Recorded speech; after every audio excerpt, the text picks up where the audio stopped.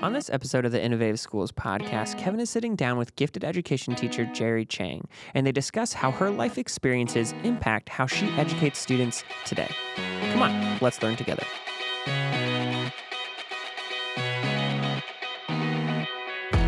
Welcome to the Innovative Schools podcast. Thank you for joining us today. I'm so glad to be with you, and hope that today, as you come into what we're doing, that you're going to walk away not only having gained some information and some knowledge, but you are going to be excited today because I have the incredible privilege of having the one, the only Jere Chang, Miss Chang, with us today on the podcast. Jere, thank you. Thank you for the crowd goes wild.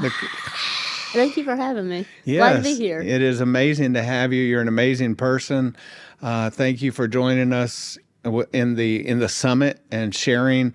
Jere just shared in our summit, did a plenary session, a keynote, knocked it out of the park. Thank you. And so we're excited to have you with us today. Jere, just share with some of those that may be watching. You are like a social media queen. You are a school queen. You're still in the classroom, doing amazing things. So just for those who may not be real familiar with you, share who you are. Who is Jere Chang? Yeah, so I teach gifted education. I'm from Atlanta, Georgia, and I've been in the classroom for over 20 years. Been at my school for almost 20 years. And during COVID, like a lot of other people, I started social media. And it was just, I lost both of my parents and I was sad. So I started posting on TikTok. And 6 months later, I had a couple 100,000 followers, a manager. And then 5 years later, I have over 4 million followers, a lot of representatives, a lot of reps, a lot of managers. I've written a book. And it just turned into something that I never imagined. Like, I hate the words when people say you're just a teacher, but so many teachers feel like, and we're treated like we're just teachers. And so to kind of be able to have a voice to amplify that we're more than teachers. Absolutely.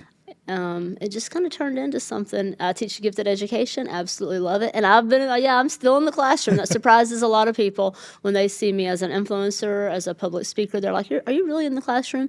Yes. How do you go do all these talks? Strategically, with my personal days, weekends, being tired. But yeah, I'm just doing a jack of all trades now, doing a lot of things. That is amazing. Yeah. What got you interested? Why teaching? I mean, you could have done so many things in life, as many people could, but why teaching? I don't know. That's the short answer. I'm serious. When my first career path was university administration, I majored in college, oh my gosh, in playing. I have a Bachelor of Science degree in outdoor recreation and leisure studies. Is that not incredible? That's a great degree. I know. Until I went to seek a job, and I was like, I'm not going to make any money. Like, not that I wanted to be rich, but I was like, maybe I should do something different. And I got into residence life at a college, and so I pursued residence life and then got a master's in university administration. And I got bored. And so then I wanted to move to Tokyo, move to Spain and be cool. And so I got another master's in applied linguistics, and I was going to go overseas. And be cool. I'm serious. This was literally my track to being a teacher. And then I fell in love. And I stayed in Georgia. That relationship did not work out. And I literally became a teacher as a plan B option. The plan B. I swear, yeah. And it shocks people. Started teaching high school ESOL for, I did that 1 year. Went to elementary school ESOL, did that for 2 years. And then I went to my school where I am now. And I started teaching gen ed first grade, and when I say I fell in love, I was like, wow, this is amazing. So I never saw it coming. I never intended on being a teacher. It really found me. That sounds kind of cliche, but it did. It really did. Yeah. And just thinking about what you're saying, I'm planning to go to Tokyo or somewhere. Let's go do this thing. Find the world. Let the world find me. And then teaching finds you. What was that like? What was that first experience like? When I first went into teaching, and these are just my personal thoughts. I obviously don't feel this way about teaching. I felt like it wasn't enough. I had siblings. My brother's like a CEO. My sister became a superintendent, and I just felt like I was not as successful as them. And again, it just played over in my head that I'm just a teacher, I'm just a teacher, I'm not as successful. And again, those were my own insecurities that were playing on me.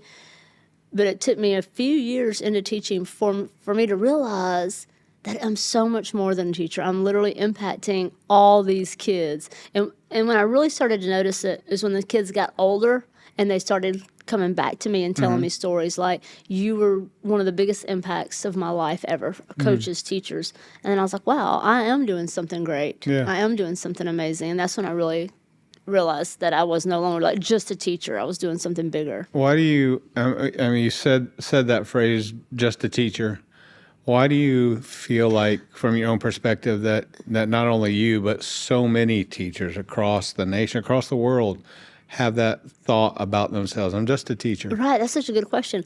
I think it's because, like, first of all, the pay. I mean, like, that is an ongoing topic. Teachers need to get paid more, treated more dignity, more respect. You know, so many times when parents come to talk to me, they don't necessarily trust my judgment or trust my guidance. And it's just like the societal thing that, oh, you know, you're a teacher, you're not esteemed, or you're not as successful. I don't know why it's that way, but I'm trying to spread the word, if you will, that we are not just teachers, but there is this feeling. Even when with some administrators, sometimes in meetings, when I'm invited to the table to share my opinions, it's kind of like, oh, that's nice, and it's just not respected. And I think teachers just feel that. Feel the lack of respect. The lack of respect, lack of value. Yeah, from parents, from kids, from administrators. How can, and just thinking through this, how can we change that? How can society help change that? How can give us more money? Give us more money. I mean, seriously, trust us more. Yeah. You know, with some of the curriculum that comes out, it's so like call and response. I do this, you do this. It's like scripted for us. That's one reason I went into gifted education is as a gifted teacher, they do trust us more to let us write our own units and our own curriculum. And I, as a gifted teacher, have more freedom to teach what I want to, not necessarily what I want to teach, but what I think the kids would benefit from. Whereas a lot of the general ed teachers, it's literally like, this is the unit plan that you have been given and you must teach it this way. These are your data goals. If you don't meet this exact data goals, you're not successful. And that's why I went into gifted, so I wouldn't be as confined to that. I wish there was just more trust to let us practice our craft.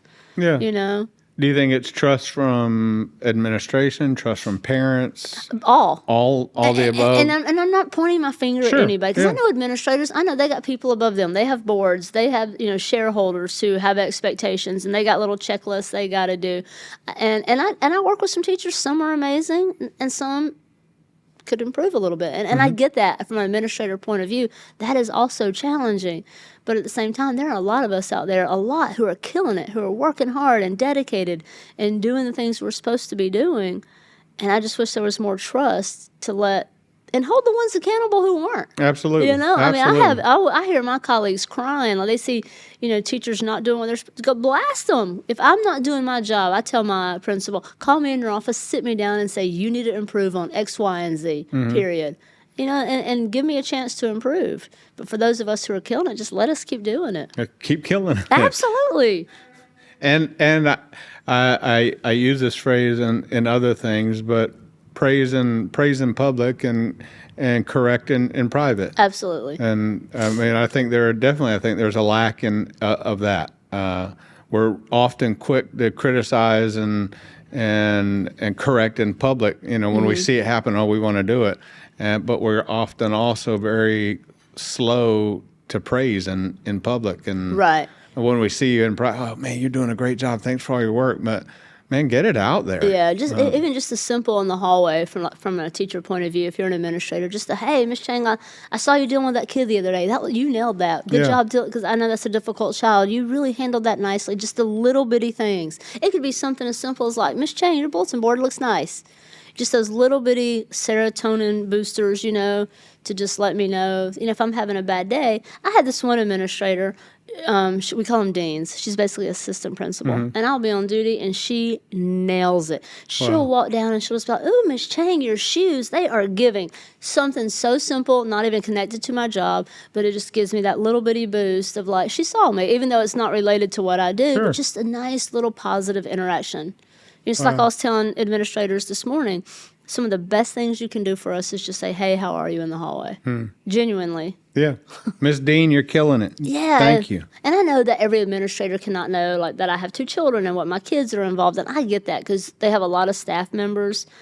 But just those little things. I was just doing a survey from my school, and it was like, what could your administrators do to make you feel better? And it's going to be different things from different people. Some teachers may want those tangible things. Post it, give me Teacher of the Month. Buy me a cup of coffee. For me, build relationships. Say, "Hey, how are you? Are you having a good day?" Just taking the time to get to know me on a slight, not a real deep level. You don't have to invite me to dinner, but just a little deeper level. In fact, you may not even want to invite me. But just kind of get to know me, Absolutely. Which is, that's a relationship. Same thing I tell relationship. It's the same thing they tell us to do with our students. Yeah. The more you get to know your students, it's just going to make a difference. If I work for you and I know you on a deeper level, I'm more likely to comply. And that conversation is going to be easier. Let's say I'm not doing my job well, or I'm slacking off. If you know me and you got to call me to the principal's office, first of all, principals, if you're watching, anytime you text us and say you need to talk to us and we're not in trouble, it needs to start out with, "You're not in trouble." I don't care how old I am. If my principal messages me, she's like, "Hey, can you come by?" I automatically think I'm going to be fired. Oh, no. And usually it's something like, "Hey, like, when's the field trip?" Something so simple. But if you take the time to get to know me, and you have to have that difficult conversation with me because I'm not doing what I'm supposed to be doing, that conversation is going to be easier to have because you know me, and you can just kind of keep it casual and real. But shouldn't we do that in life? Absolutely. If we practice that in life, how much easier would it be on our jobs? Yeah, I think they call them like critical conversations. Yeah, I don't mind being critiqued. I don't mind being blasted, but it's just going to be an easier conversation if you know me a little. And if I know that you care. That part too. Yeah. If I know that you really care about what I'm doing, me as a person, my work ethic that I put forth in the classroom, the way I deal with kids, if you've taken time to really know that, then taking some criticism, taking some correction, because I messed up, and you can, oh yeah, thanks for sharing that. Right. But you took time to know me beforehand. Exactly. What a novelty, not just in the classroom, but in life. I know it's easier to be said than done. Like I said, my first career path was administration, and having those critical conversations, they're hard, but they're so also let's go important. there. What was, as administration, what was the hardest, some of the harder things? I won't say what was the hardest thing you ever had to deal with, but what were some of the harder things that you dealt with? Gosh. Yeah, can y'all edit this out? Sure. Sure. If you don't hear the answer to this, we edit it. Seriously, I worked in residence life at the University of Georgia, and I'm a lesbian, and that becomes relevant in just a minute. And I was over all the RAs, resident assistants in the dorm. It's like a 9-foot apartment rise, and right adjacent to my apartment was a RA, and he was a young gay college student, also relevant. And they would put little names on the door, like with their names on it, like Jere, Jere, Jere. And like one would be a duck, one would be whatever. And one Saturday night, somebody lit his on fire, and they had written a homophobic slur on his door. So this was way back when. And of course, we were all, "Oh my God, this is horrible." The college papers started doing news articles about it. The police got involved. And 2 weeks later, another arson thing on his door. Couple weeks later, another. When I say arson, like the entire 9-floor apartment building had to be like the fire department's coming. The last fire the whole door caught on fire, and I come running out of my apartment. There's just a big old fire, and I put it out with a fire extinguisher. And the chief told me, he said, if that fire had burned for one more minute, there's cheap drop down Yeah, ceilings they yeah. have in schools. It's like paper. He said if that had caught on fire, there's no way that everybody would have survived this fire. Okay. Long story short, the police start doing an investigation, and the detectives are like staking out this situation. Okay. We're coming together because it's all centered around homophobia. It was him. It was the guy himself doing He it. was the one setting. Wow. Once the police started doing the Wow. investigation, he was the one doing it. So I had to sit there and witness him get handcuffed and taken out. And so it was just hard to watch that. And then also, so I had to be the leader to all the other RAs. Like, all this homophobic stuff's happening. It's tragic, but it was him. And then there was one more. This other resident. This has all happened at University of Georgia. Go Bulldogs. This other young man had a suite, and it was like a dorm room, a bathroom and a dorm room, and he was pooping on the toilet. Oh my. I told you this is part you might have to edit. And so his suite mates went to the RA to complain that he was pooping on the toilet. So I told the RA, I was like, go deal with it. Go talk to the guy about pooping on the toilet. He's like, I'm not having this conversation. So I had to get this young 20-year-old man to come to my apartment and ask him about pooping on the toilet. He comes, and they were telling me how nasty he was, and he was just real dirty and stuff. He shows up at my apartment in a suit and tie, like on Wall Street, right on my hoop. So he sits down, and I'm like, hey, how are things with your suite mates? And he's like, great. I was like, do y'all have any issues? No. Are you sure? He said, yeah. And I literally had to ask this young man. I was like, well, according to them, you're leaving excrement. I couldn't even think of the word to say. I was on the toilet. And then he started, like, blaming them. And I was just like, look, dude, like, I don't care how you go to the bathroom. That's between you. Like, he's medically, but you got to clean up after yourself. And he ended up moving to a room by himself, but like having that, and talk about a critical conversation. It was tough, So that's both of those that came to mind. Neither were really centered on like an employee not doing their job. Mm-hmm. They were still difficult conversations because in both of those situations, like I was the leader, I was expected, and I was young myself. I was only like 25 at the time, trying to have these conversations. Yeah. So you went from adults pooping on the toilet to kids kindergarten. pooping on the toilet. Oh my God, I did have a kindergartner play with a piece of doo-doo during nap time. He was literally playing with it. So I went from that to like, okay, that's cool. Like, we don't do that at nap time. That's home play. There you go. Two worlds. I said in my talk this morning when I was like, what's not boring? Teaching elementary school, teaching kindergarten it's not for the weak, and it's definitely not boring. So went from that, and you're now in special gifted education. Yeah. Okay. So what is some of the challenging things you're facing in that area? Okay, I believe that gifted education is the most misunderstood realm of education because a lot of gifted kids are high achieving and well behaved, and I say that in quotes.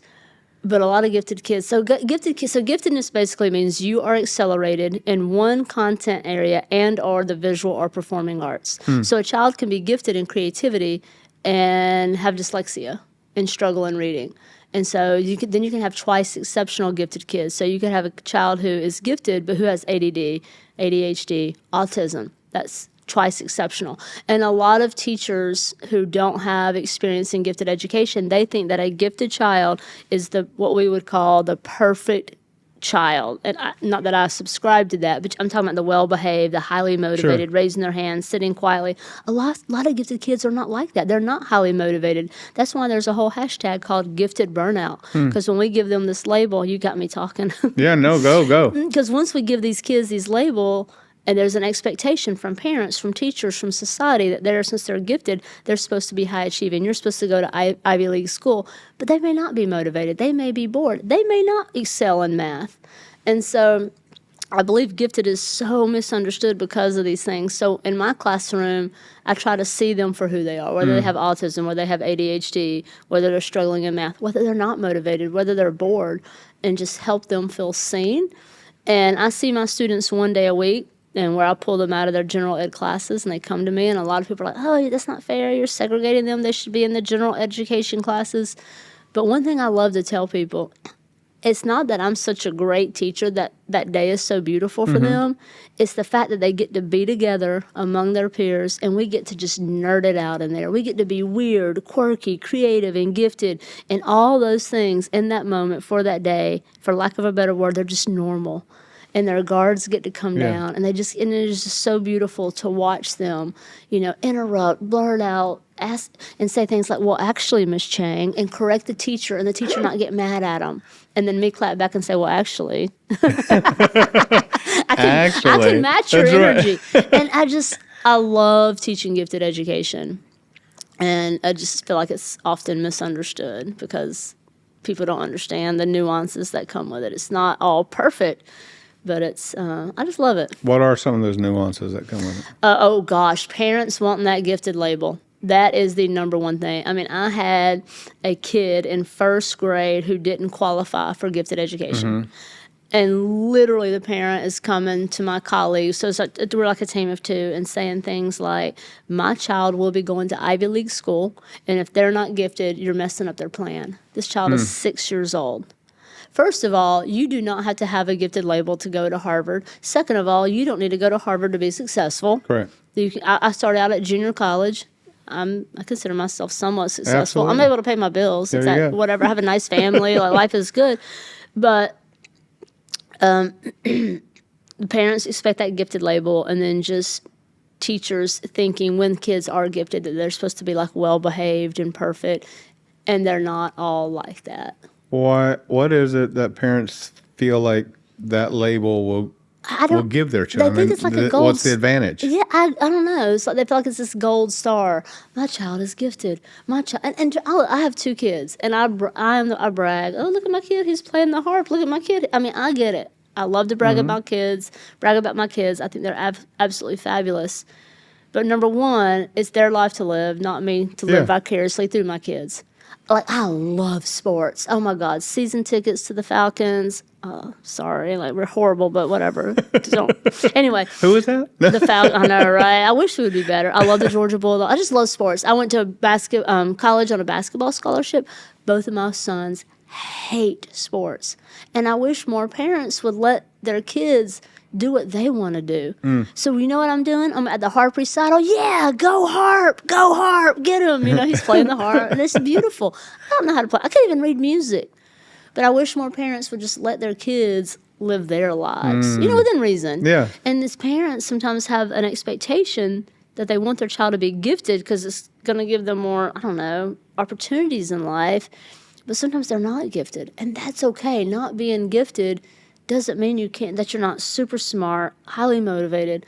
I would almost, as a parent, prefer, it's easier, I will say, to have a non-gifted child, because one of my sons is highly gifted, and he's able to think about things when he was 5 that most kids his age aren't. And that often comes with anxiety and a therapist and struggles because they're thinking about things that most of their peers are thinking about digging in the dirt. And my kid's over here having an existential crisis. So. And I'm like, look at my kid. He's mowing the lawn. He's gifted. Right, he's doing a great job. Right, look, dig in the dirt, That's right, he's in the dirt. Right.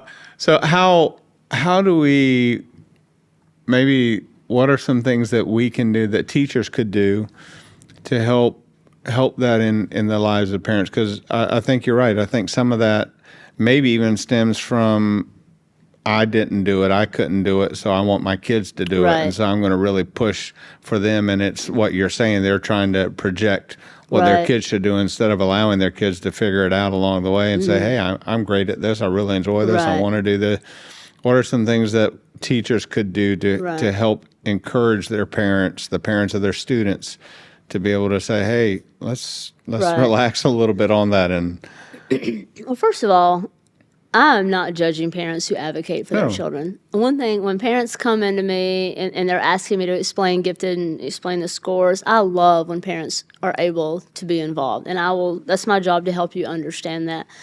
What we could do as teachers to help parents is just have more just ongoing communication. And if parents could be more receptive. We're in this together. Yes. Like, if you ask any teacher, does any teacher want to call a parent and say your child is not meeting the standard, whether it's behavior? No. No teacher wants to make that phone call. I never want to call a parent and be like, oh, your kid's struggling in X, Y, and Z, whether it's behavior or academic. And most parents don't want to receive that phone call. And so when I receive that phone call as a parent, I try to be open. Like, tell me what I need to do to help serve my child better. What can I do to help my kid help you? And again, it's just kind of like with administrators. We need to be open to these conversations. If parents are more open, not necessarily to fix the problem, because you can't always do that, but just to be open and honest. And if teachers could just take that step beyond the messaging apps, make those phone calls, pick up that phone. It's so easy now to rely on these little apps, not rely on AI to send you an email. To really pick up that phone, call the parent and say, let's talk. How can we help your child be successful? That's good. That's good. Let's go back a minute to the gifted part. What are some thoughts that maybe you would share with teachers that are in general ed, that work with the gifted students, but are in general ed to help them understand how to better work with the gifted students? Good question. First of all, just because a kid is gifted, like one of the number one things teachers will say is, he didn't even remember his coat. How can he be gifted? And they'll say those little kind of like snarky comments in front of the kid. Well, first of all, like street smarts and giftedness, there's no correlation there at all. Like, or he failed his math test. Why is he gifted? Instead of asking, like, why is this child gifted or not gifted, accepting the fact that they are, because their test scores obviously got them in, and just asking, if you have a gifted department, ask those teachers, like, how can I better, because I have teachers who come to me, how can I better serve this kid? Do you have resources for me? Most gifted teachers, if a teacher comes to me and say, because we don't test until first grade. Well, we test in kindergarten, but they can't start until first grade, which means kindergarten kids don't receive gifted services at our school. They can't. But oftentimes the kindergarten teachers will come to me and they'll say, hey, Miss Chang, I got this kid, and like, I don't know what to do. They're really creative, or they're reading, these chapter books, and they're way beyond the phonics that I'm teaching. Do you have any resources for me? I always say yes. And if you don't have a gifted department, Google is your friend. So many things that when I have kids that maybe, like when it started becoming more, I have an education, like I grew up, sit down, be quiet. Yeah. There's no diagnoses at all. And when these, ADHD or like oppositional defiance disorder, things that I hadn't heard of, I'm like, okay, I don't know about ODD. What is this? Oh, it's a quick Google search. Oh, okay, this is what this means. I had a kid one year who had PANDAS. I don't remember the acronym, but it causes some like tics and things like that. I didn't know a lot about it. And I went in and I just read about it, and I was like, oh, how can I better serve this kid? We're always learning and growing. And trust me, we are overworked, but I never stop trying to grow and change. And that's where I think teachers can help gifted kids. It's just to keep learning. Ask those questions. If you have the resources in your school, tap into those. What are some things that they could look for, or maybe some resources that you could share that they could tap into? Me? Yes, absolutely. I mean, honestly, this is what they say about giftedness oftentimes. Let's say a kid is gifted in math. Now, just because they're gifted in math doesn't mean they're gifted in language. So a high-achieving kid is going to be somebody, like, let's say you're a high-achieving kid, and you are highly motivated and you're paying attention. I may have to teach you a math concept like 5 or 6 times, okay? Oftentimes a gifted kid is going to walk into my room and they're already going to know the concept. Or I say it once and now they understand it. I don't make my kids show their work in math. And teachers get so mad at me. They're like, oh, well, when they get to calculus, they're going to have to show all the steps. If they're so gifted in math, like my son in first grade, I could be like, what's 24 times 17?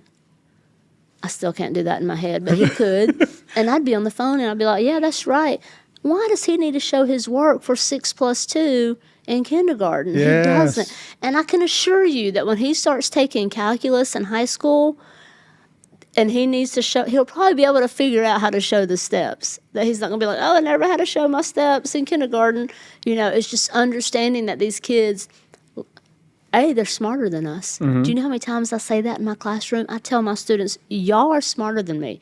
Y'all have higher IQs. I know more because I've had a 40-year lead on this race. I've had 40 more years of learning. So at this moment, I know more than y'all. But trust me, when you're adults, you're going to be running circles around me.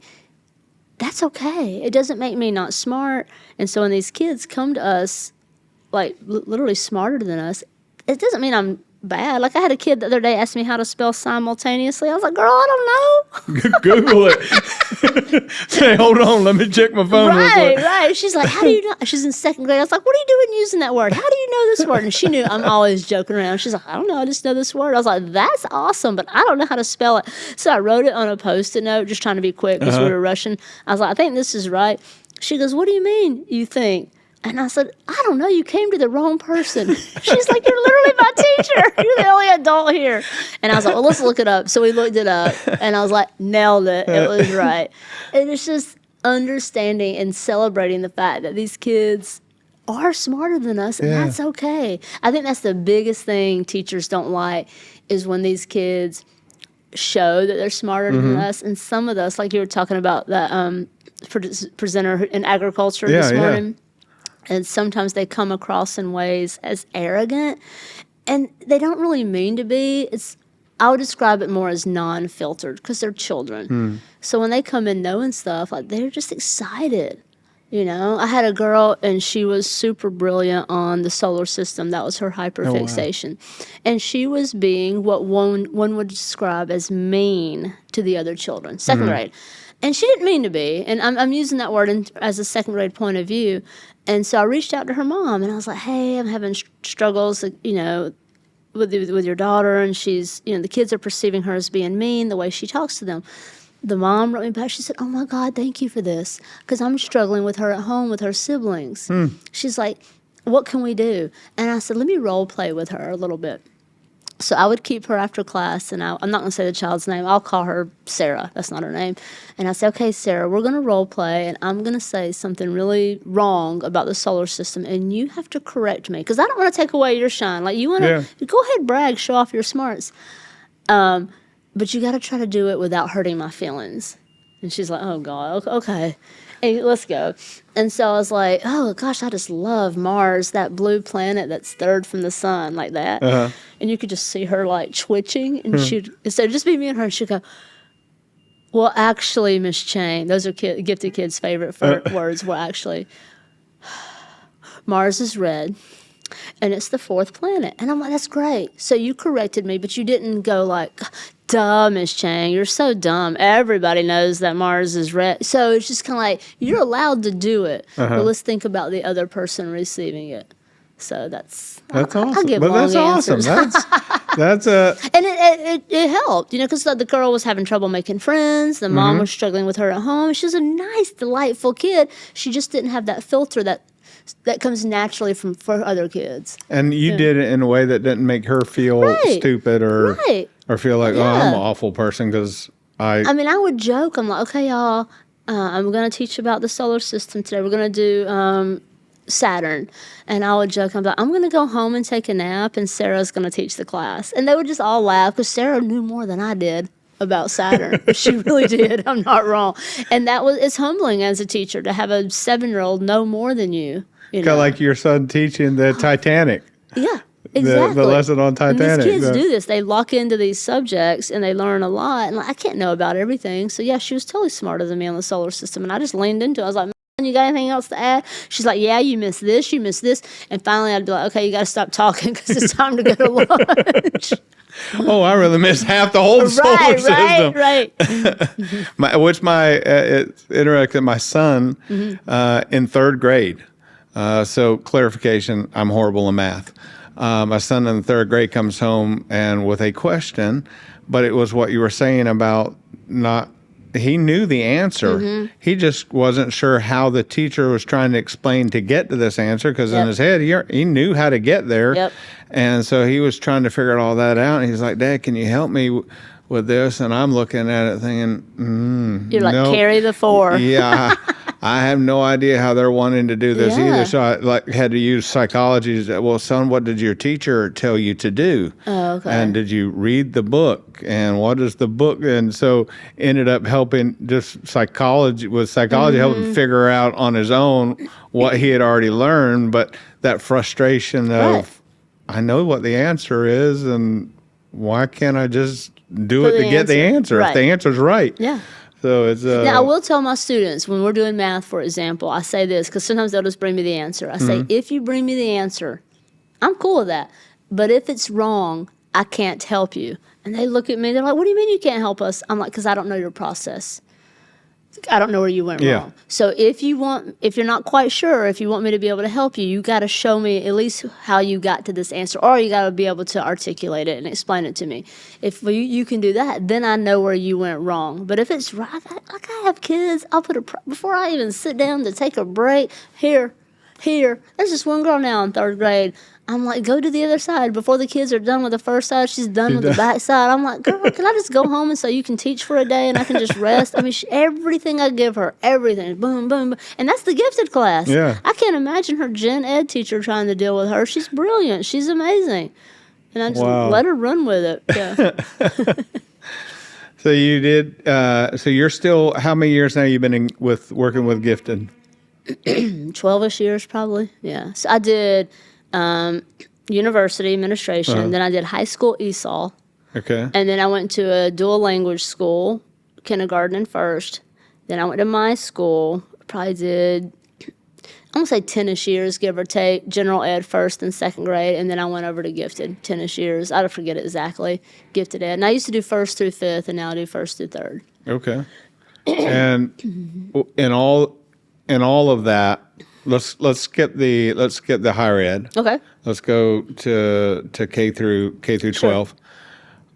Has there been a student that you can remember, you don't have to say their name, but a student that you can remember that really transformed your life because of the person that they were?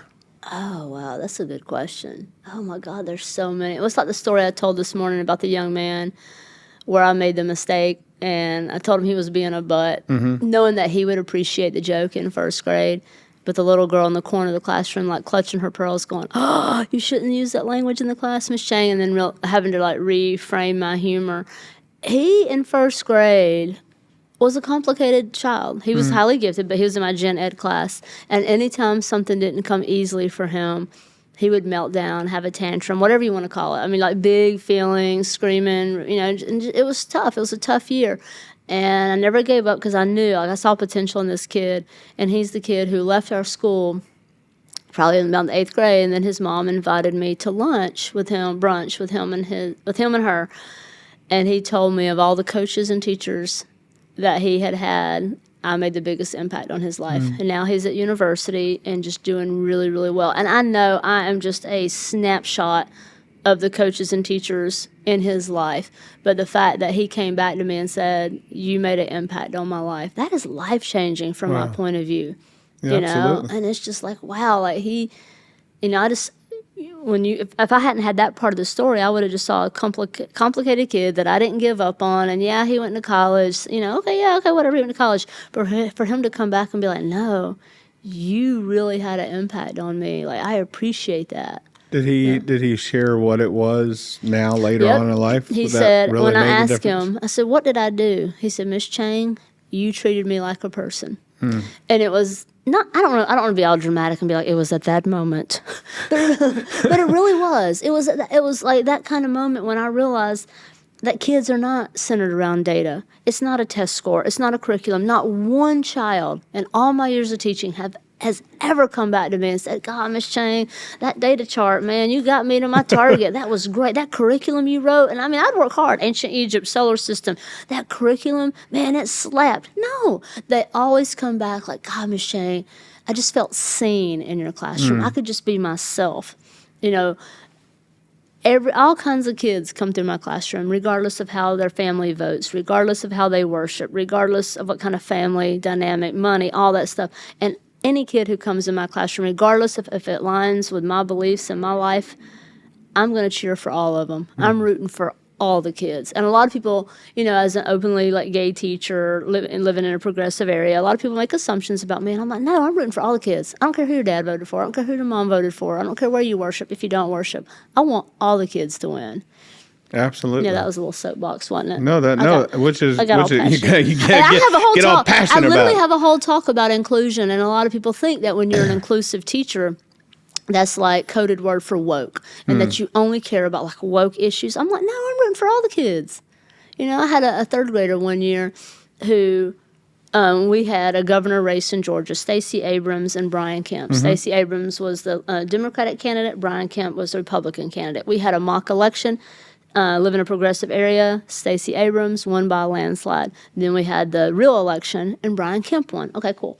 So the next day, I go to pick up my gifted kids, and I'm definitely not gonna say names. I'll call her Lucy. Lucy's sobbing, and I'm like, "What's wrong with Lucy?" And I'm like, "Lucy, what's going on?" She goes, "All these kids are being mean to me. They say that my dad's horrible and evil because he voted for Brian Kemp." And I was like, "Okay, let's go talk to the kids." So we get downstairs.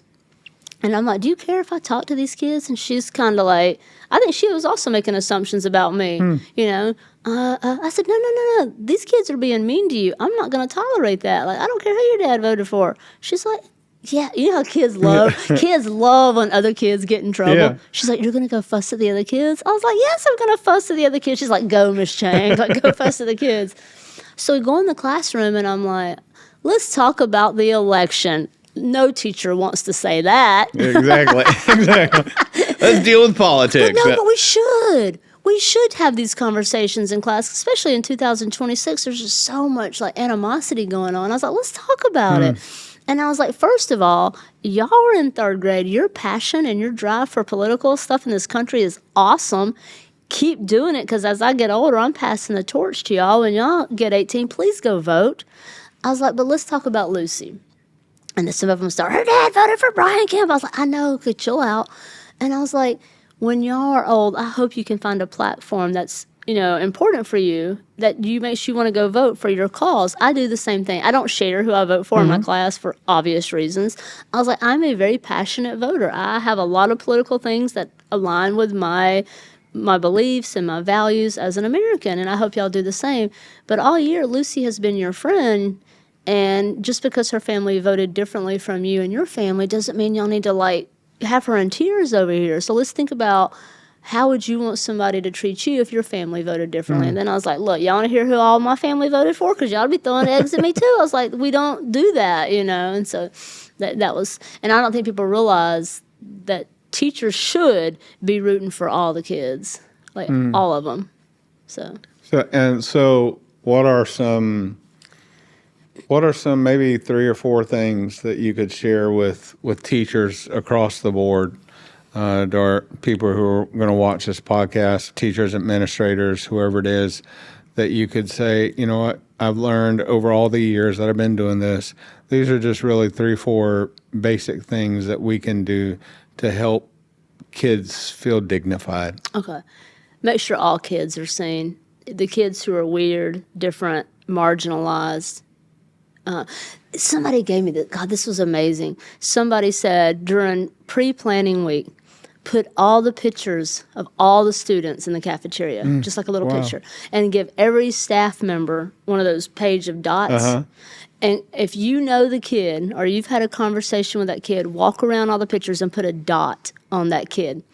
And then look around at all the kids, and all the kids who don't have a lot of dots, those are the kids you need to know. Wow. And as a gifted teacher, it's easy for me to stay in my lane and only teach my gifted kids. So I strive to go talk to the kids who are struggling academically, who may be in special ed services.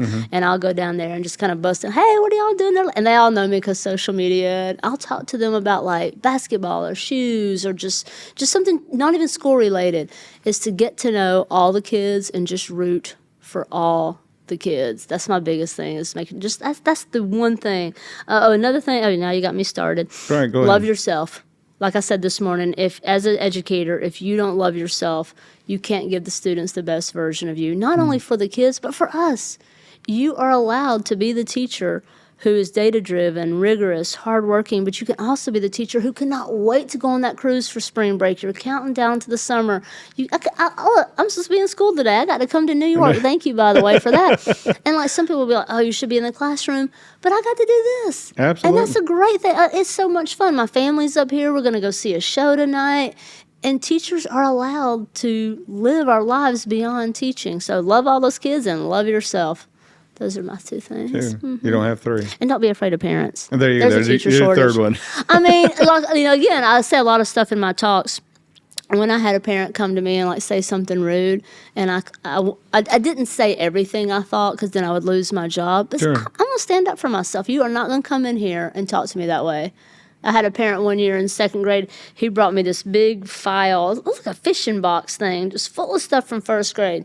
And I had heard about this dad, and he was real intimidated. He didn't respect teachers, and he just always talked over you and things like that. And he walks in. I was like, what is that? He's like, oh, it's all my kids' work from first grade. I said, I don't need to see that.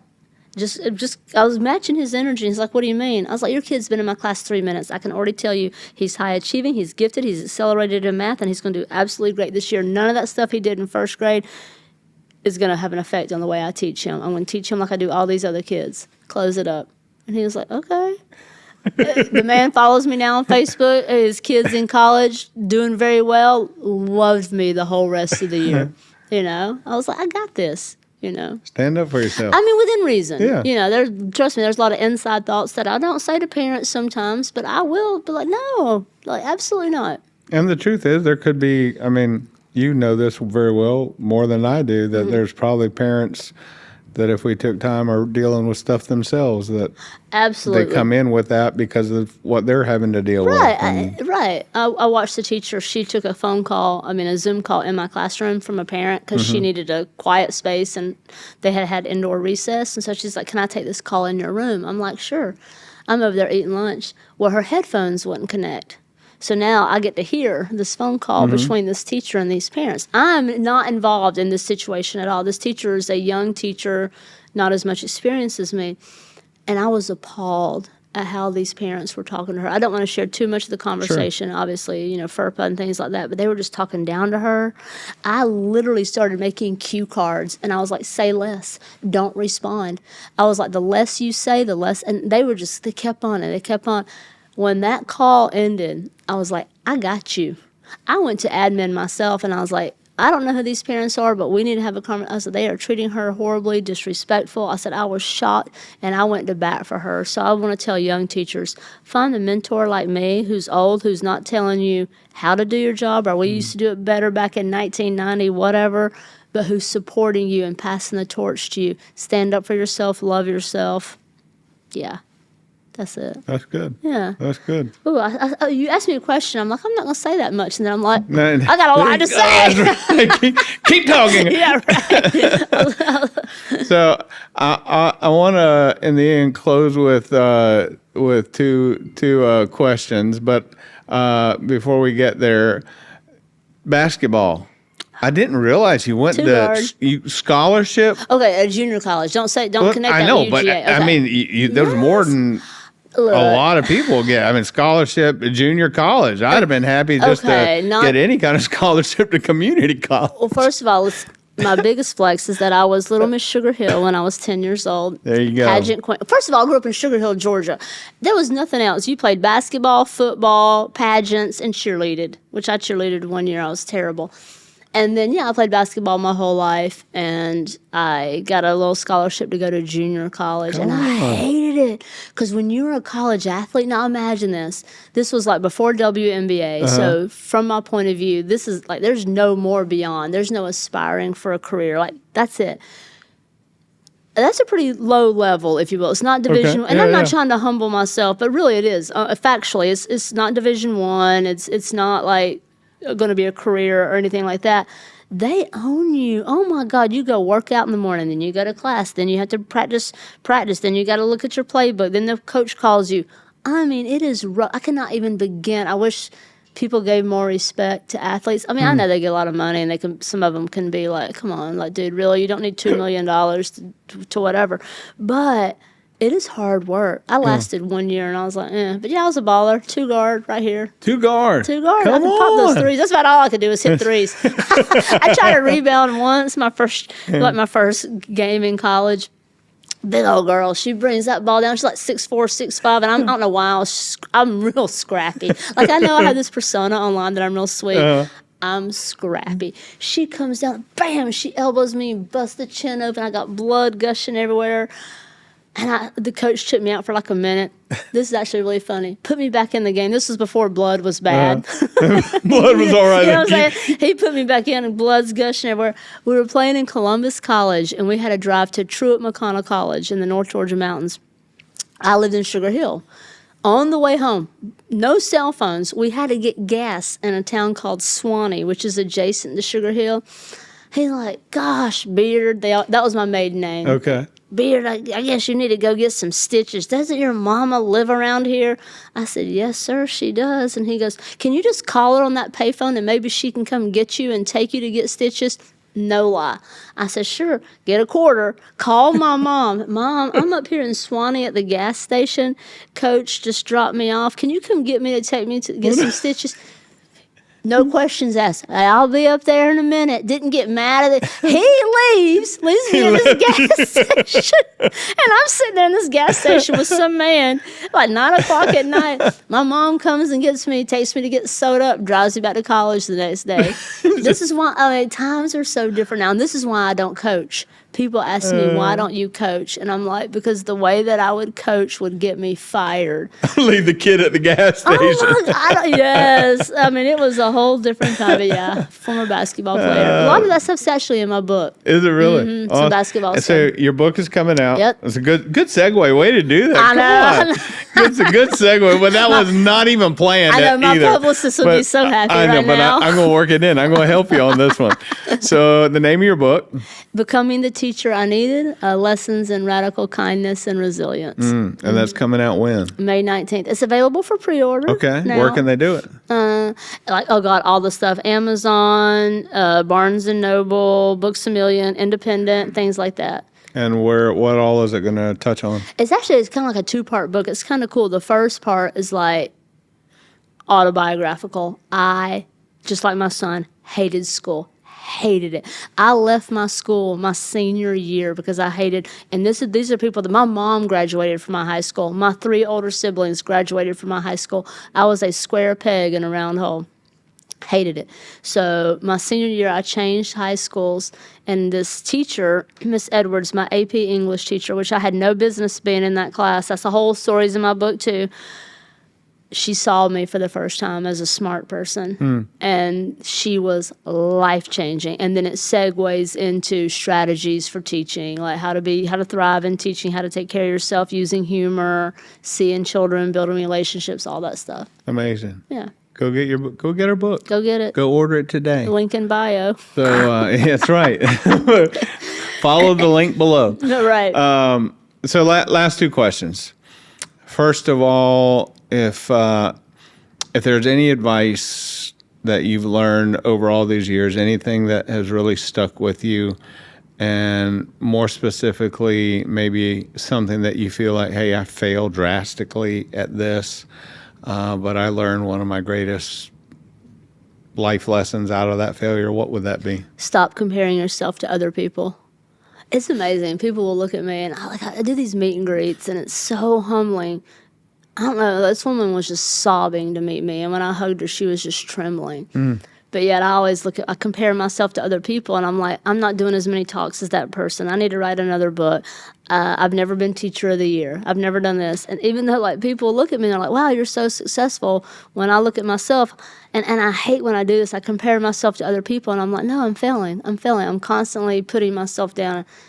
And I want to get to that point to where I stop comparing myself to other people and just appreciate what I have done. And I think so many of us do that. We look at other teachers whose data is better, or they got Teacher of the Year and you didn't, or their administration's like clapping for them and not you. And as an extrovert, that's really hard for me because I love external gratification. And sometimes when I don't get that, I feel like I'm failing. So I'm still working through it. I'm just being honest. Yeah. which I could. Yeah. I want to be able to land this, as Jordan on the other podcast say, land the plane. Yeah. But we could talk a lot more about that. Just that thought. I mean, Sugar Hill, Georgia. I could talk all day on the front porch and a glass of sweet tea.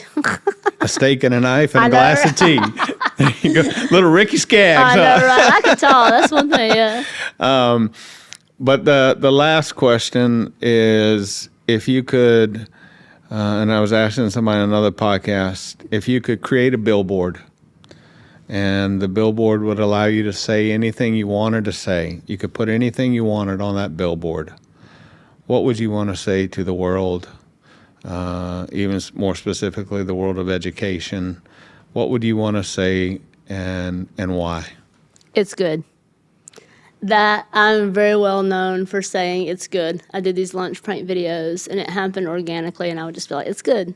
It's good. And it's become this whole merch kind of fun thing, and it's so simple. And I don't mean that in a toxic positivity way, because sometimes when I say it's good, things are not going well, and things are going poorly. But just, like, when things are, like, not going well in my life or in society or in our country, and I look to the young people and I have hope in them, like passing the torch to them. And some of these kids that I teach, I have so much hope in the kids that I teach, that I really do believe at the end of the day, no matter how bad things get, whether it's my life personally, my family's life, or somebody that I love, my state, my country, the universe, whatever, I have hope that it is going to be good, no matter how things are going. And sometimes that's hard to live by. Yeah. Yeah. It is. It's a tough thing to live by and work out in your own life. And at the end of the day, that hope that it's good. It is. Yeah, it's good. Keep it it's simple. It's going to be good. And the kids we're working with are good. That one, and the quote I shared this morning from my grandma, don't let other people design your journey. And again, it's kind of adjacent, me looking for that external gratification. I'm constantly having to tell myself, stop worrying about what those people want. Stop trying to design your journey and just be happy in what you are doing. Awesome. Thank you. Well, thank you. Thank you for having me. Absolutely. That's so nice. Thank you for being with us. I appreciate it. Want to encourage those of you that are watching, those teachers, check her out. Where can they follow you? You're all over the place. I mean, they can follow you everywhere. Google me. Yeah, it's pretty Google simple. My @ is Miss Chang Gifted. Yeah. At Miss Chang Gifted. Yeah. Follow her, check her out. Administrators, superintendents, if you're watching, have her come to your district. She does a phenomenal job. We'll encourage your district. We'll help you in any way she can. And thank you for making a difference in the lives of kids and believing in them. Thanks for being able to say, hey, at the end of the day, I'm glad you're in my class and it's good. It's good. Thank you. Thanks. I appreciate it. See you next time. Thanks for joining us. And let's learn together. Continue learning. Have a great day.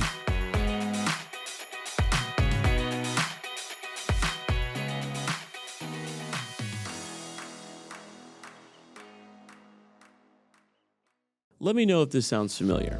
You just finished listening to an episode of the Innovative Schools podcast, and you want to hear more from that guest or speaker.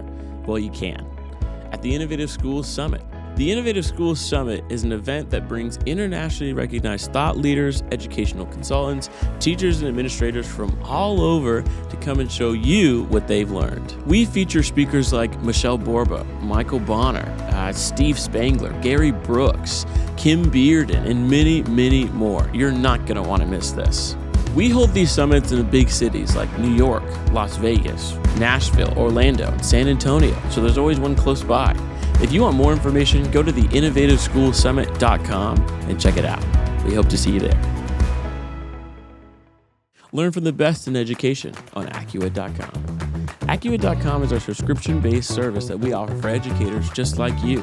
We have over 40 masterclass-style courses that get you more than 80 hours of training. These courses cover a multitude of subjects like leadership in your school, to climate and culture, to even just classroom management, and so much more. And this training is from the real experts like Bruda Kefele, Michelle Borba, John Almarode, and even Michael Bonner. We release a new course every month, and you'll be able to start applying these strategies as soon as your next day in the classroom. Go to Accurate.com to get started. If you use promo code PODCAST at checkout, you get 10% off your first 6 months. Visit Accurate.com and start learning from the pros today.